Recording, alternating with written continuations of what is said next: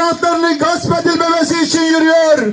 Bugün metal işçileri vergi adaletsizliğinin giderilmesi için, vergilerin işçilere verilmesi için yürüyor. Bugün metal işçileri işveren sendikasındası protesto etmek için yürüyor. Hep yürüyoruz arkadaşlar.